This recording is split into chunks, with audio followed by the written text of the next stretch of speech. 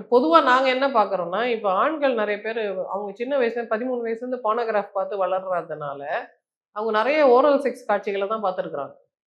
நெறைய ஆண்களுக்கு செக்ஸ்ன்னு அவங்க சொல்றதே ஃபர்ஸ்ட் பிரையாரிட்டியா அவங்க மனசுல என்ன இருக்குன்னா, இந்த பெண் தனக்கு வந்து இந்த ஃபெலோஷியேட் பண்ணி விடணும், ஓரல் செக்ஸ் பண்ணணும். அதான் இருக்கிறதுலே பெரிய இன்பம்ன்ற மாரி இந்த ஆண்கள் குழந்தை பருவத்திலேருந்து அப்படி வளர்ந்துட்டதுனால, திருமணமான உடனே சில ஆண்கள் வந்து அவங்க மனைவியர்கிட்ட இத கேட்கறாங்க. "நீ வந்து எனக்கு இப்படிதான் பண்ணணும் தெரியுமா?" அப்படின்னு கேட்கறாங்க. இந்த பெண்கள் ஐய்யயோ! எனக்கு அது இதெல்லாம் நான் செய்ய மாட்டேன்.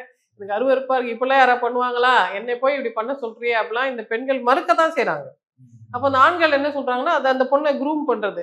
"இல்ல, இல்ல எல்லாரும் தான் பண்றாங்க. உனக்கு தான் தெரியல. உனக்கு தான் துப்பு இல்ல. உனக்கு தான் அறிவு இல்ல. நீ மாடர்ன் இல்ல. நீ வந்து கிவிங் பெர்சன் கிடையாது. இப்படிதான் உண்மையிலேயே என் மேல லவ் இருந்தா நீ நான் சொல்றதெல்லாம் செய்யணும். அதுதானே தமிழ் பெண்ணுக்கு லட்சணம்." இப்படிலாம் உண்மையாவே சொல்லி காதலிச்சா உண்மையிலேயே நீ என்ன காதலிக்கலையா? எனக்காக செய்யலன்னா வேற எவனுக்காக வெயிட் பண்ணிட்டு இருக்க?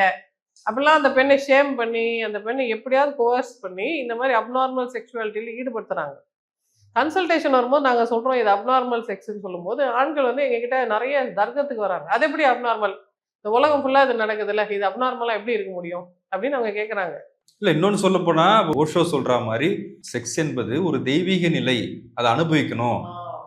அதெல்லாம் மிருகங்கள்லாம் அப்படி இல்ல சார். அதுல ஓவர் இன்ட்ரெஸ்ட் இருக்கவங்க அது மாரி ஓவர் பில்டப் பண்ணி கவிதையா எழுதி அத கவிதைத்துவம் மாரி கொண்டு வருவாங்க. கடவுள் நிலையை அடைய விரும்புறவங்க பல விதங்கள்ல அந்த மெடிடேட்டிவ் ஸ்டேட்ட அடைய முடியும். காமம் மட்டும் தான் அதுக்கு வழின்னு இல்ல. இயல்பான நடைமுறை வாழ்க்கையில நம்ம சரி அனைத்து வேலைகளிலும் அந்த மாரி ஒரு ஜென் ஸ்டேட்டுக்கு நம்மளால போ முடியும்.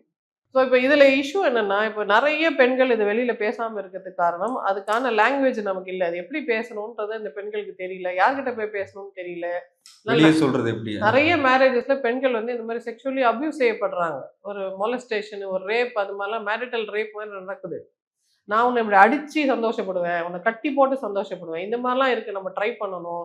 இது உனக்கு தெரியாதா? இது உனக்கு தெரியாதா? நான் சொல்லி தரேன், நான் சொல்லி தரேன் அப்படின்னு பெண்களை, ஆண்கள் நெறைய டைம்ல இது மாரி அபியூஸ் பண்றாங்க. இன்னும் சிலர் சொல்றத கேட்டிருக்கேன். அதுக்கு தானே கல்யாணம் பண்ணேன். இதெல்லாம் மனைவி என்பவள் கட்டிலில் வேசியாக இருக்க வேண்டாமா? அப்படின்லாம் சொல்றாங்க. இதுக்கெல்லாம் மட்டும் நல்லா வியாக்கியானமா பேசுறாங்க சார் நம்ம பசங்க. இதை விட கொடூரமான சம்பவங்கள் என்னன்னா, சில ஆண்கள் என்ன நினைக்கிறாங்கன்னா, நீ யார் கூடயாவது போய் இருக்கிறத நான் பார்க்கணும்.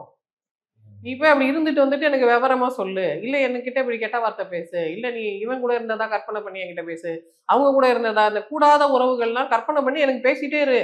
அப்பதான் எனக்கு வரும் அப்படின்னு அவங்க சொல்றாங்க. பெண்களுக்கு வந்து யாருமே இத பத்தி சொல்றது இல்ல.